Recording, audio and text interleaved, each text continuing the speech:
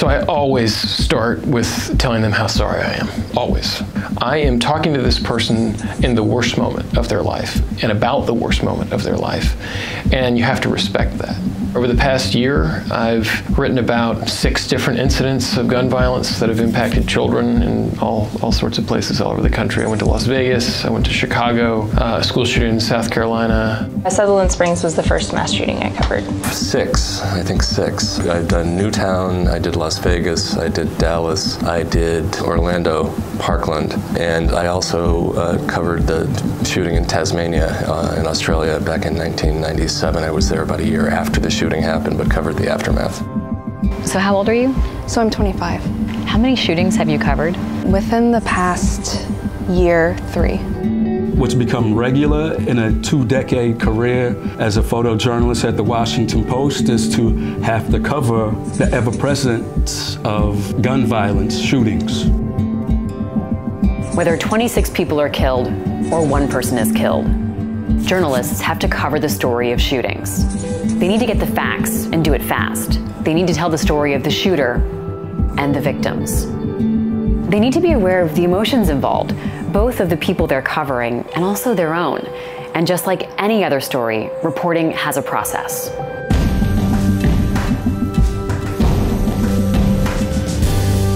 We've done this so often now that I think we all know now that we go in, we need a profile of the shooter. We immediately start working on profiles of all the people who were killed, because I think that's, in all of this coverage, that's maybe the most important stuff that we do. I mean, introducing you to these people, like meeting some of these kids kind of face to face, seeing their picture, understanding who they are, that tells you pretty much all you need to know about what happened there. We also need to cover the investigation, so we have someone who stays very close to the police or the FBI, whoever's investigating. We always do what we call a tick-tock. What happened? Like sort of minute by minute, best we can figure it out, what happened. How do you cover each of these shootings with not just the experience you bring to it, but with a fresh eye?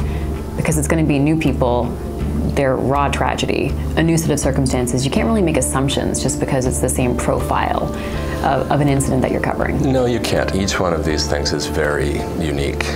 No 2 of them are exactly alike. The communities are all different. Newtown is very different from Vegas. It's very different from Dallas, and there's nothing like Parkland. They all have their own story, and while there's a lot of overlap in the shooter's motivations that you see over time, or in the inability to find any real motivation with a lot of these people, you sort of owe it to everyone to start fresh and to really dig into these people and try to figure out who they were, why they did what they did, in the hopes that this information can help people in the future. In the first couple days, there is no stopping. You're just on deadline and you're going really quickly, and there's a lot of just riding on adrenaline and caffeine, frankly. I carry this adage of one of my older photo editors, who's now deceased, Michael Ducille, hit the ground running. Hit the ground running, meaning whatever's there that most represents it, as quickly as possible, get it. And I was driving around Newtown and I didn't see much, but I saw outside this church, I saw from the street where these cars are, some candles and people milling about, and I knew I was looking for this. This is late at night. This is late at night. I see this lone dude standing there, and I just ease my way into a space where I know would most graphically tell of this one person's sorrow. This, for me, it represents that one that then represents the whole of not just this happening, but all the times that it's happened before then, and all the times, for me now, all the times that it's happened since then, and for me knowing all the times that it will continue to happen. This photo represents that for me. What was it like to witness people's grieving process and film it? As a videographer, even as a photographer, your job is to show people as they're grieving. So you have to stick your camera in front of their faces. And you can do it respectfully. There are ways that you can do it where it's not as intrusive. You know, I would never get right up in your face and stick my lens in your face as you were crying. I would take a long lens and I would go a little bit further back and I would try to get it that way. But at the same time, it's hard. You want to give these people privacy, and so sometimes what I'll do is I'll tape for 10 seconds and then I'll walk away and I won't film anymore. Or other times, if people make eye contact with me, I'll mouth, "Is this okay?"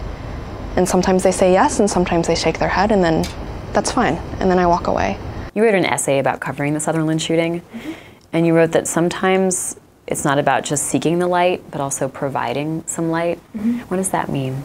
You know, as photojournalists, that's our job, to seek beautiful light, not only in the literal sense of light, but also in the sense of emotion and intimacy and moments and things like that. I think that those are forms of light too. But, you know, in a situation like the shooting, and obviously in an ethical context, like, it's important that we're really sensitive in how we talk to people. If you really are willing to sit with people and listen to them, I think they sense that. And they sense the people who are just doing the quick sort of, can you please say something so I can, you know, write it down and move on. You know, I tell this to students coming up or anybody who asks me for advice about how to get access. And I tell them that the best way to be trusted with access is to approach people genuinely trustworthy. Period. Not acting as if you're trustworthy, going to them in a being of trustworthiness. Why did you take this picture? What are we seeing in this? We see on one of the first nights after the shooting, we see how a small town that would normally never look like this in terms of the population it looks like it has, all of a sudden inundated with not just media, but mourners coming to lay those teddy bears and flowers. This town that all of a sudden has media outlets from not just this country, but from all over the world, kind of walking in their house, you know, and wiping their muddy shoes on the carpet, so to speak. You know, a lot of times I saw so many times how the media, what I call media overreach, where, you know, just sticking mics and cameras in people's faces without being sensitive to this very dire situation. So this is the reaction to that. Get the F out of here. I won't say the word. Enough is enough. Let us live. How do you deal with someone like this who's had enough of not just the media, but also the crisis, right? The tragedy that has hit his community. How do you respond to that and respect that, but still do your job? My immediate response was to turn around and do my job and take this picture, because it's one of the things I wanted to show as a storyteller, the town's response to the media. But I just approach him as a human with humanity, like, I feel you. I feel you. I'm tired of us too. You know. Should there be that many cameras there? Yeah, I mean, that is a question that I struggle with all the time. Are we doing more harm than good? But I do think that it is important to have people there telling the story, and it is important to have people there giving people in that community the chance to tell their story. How do you get access to the stories of these children? How do you get the families to open their door to you, but also how do you get children to talk to you? So, you know, I start obviously with the adults in their lives and try to build a trust. I try to build a rapport with those people, and I send them stories that I've written before so they can get a sense of my approach and my tone. And, you know, I answer any questions they have. I try to be really honest with them about my approach. And then, you know, with the kids, especially the little ones, you know, I always ask the parents to be there. You know, I ask them where they want to talk. It's normally their room. That's where their toys are, that's where they're most comfortable. And I try to get my eye level below theirs, because then I'm less scary. I feel like less of an adult or authority in their life. And then I just ask very general questions. I just say, you know, sort of tell me what happened that day, and just let them go. Journalists do not give kids enough credit. We don't. You know, we have to fact check everything they tell us, because kids' memories sometimes are not perfect, but they will say things that are profound. I mean, I was sitting on the floor of a Cleveland hotel asking a 4-year-old what it was like to get shot in the head, and he was telling me. But, you know, I'll never forget the moment. I will never forget the moment when I asked him why he thought this happened.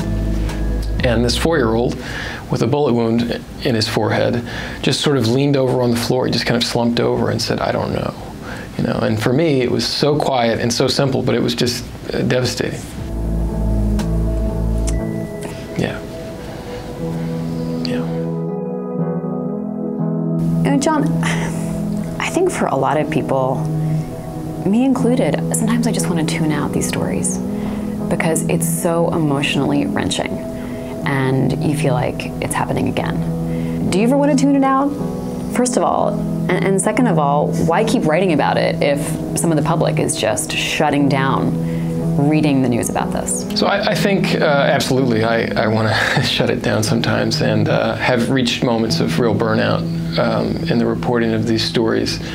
But I think the way to kind of crack through that is to zoom way in on one child's experience. I think people have a harder time ignoring singular stories, individual events that they can relate to, that this is like my child or my niece or nephew. You wrote about 7-year-old Ava Olson, who's in South Carolina, who saw her friend, a little boy, shot on the playground, and she survived that. So, you know, she was every other kid until that day. She wanted to be a cheerleader. She was a Daisy Scout, you know, had just learned to do a cartwheel. It was recess and it was a kid's birthday, so she had a cupcake, and she was going out of the playground when a teenager, 14-year-old, pulled up and opened fire on the playground full of first graders. And it was 12 seconds from beginning to end, from when he first fired the shot to the last shot. And the boy she wanted to marry, this little boy named Jacob Hall, he was hit and died a few days later. Can we look at some of your Parkland footage? Yeah, this is from a absolutely. piece that you did from Florida. And I just want to look at this because you captured these students speaking out, protesting, but the looks of emotion on their face are so intense. I mean, they're out in public, but they're so raw. Yeah. That was kind of the point, is just showing how angry these students were and how they felt like they weren't being listened to and how they couldn't believe that this was something that had happened in their community. I think it was really, really vital for this and for kind of the story of Parkland in general to get that emotion and to see that rawness, because at the end of the day, these are still kids, right? I mean, these are kids who should feel like they can go to school and not worry about someone coming in with a gun. Let's talk about this family that you met and photographed the funeral of her son. So you were on assignment in California reporting on gun deaths, and this is not the mass shooting tragedy, this is the singular deaths that add up over time. Mm-hmm. These are friends? Yeah. Close friends of this guy who was gunned down. What are you capturing here? I'm trying to deepen the layers of what's shown.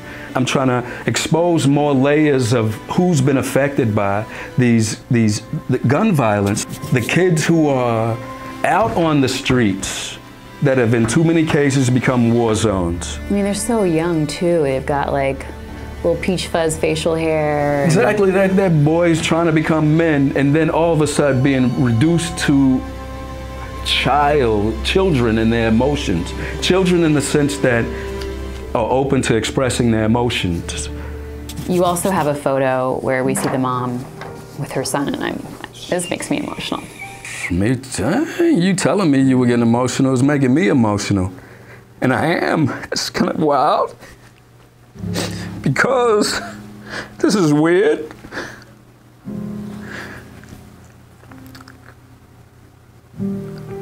You know what this is? This is strange. But what this is the release of what was absorbed. I was the person who put myself in that trustworthy position to carry some of her pain. Yeah. And she gave it, and I allowed myself to take it, and now this is an expression of it. I can almost guarantee you that I was auto-focusing in this because I was crying at the time. I can almost guarantee that. How do you process what's going on emotionally, stay respectful of the people you're photographing, but still do your job and send back pictures that will make deadline and tell the world about what's happening in a small community in Texas? To be really frank with you, I think throughout the 10 days, I just suppressed completely how I was feeling. There was no time to process it. In fact, if I did process it at that time, it wouldn't have been a great thing. It's like this weird adrenaline professional mode, and you go through it.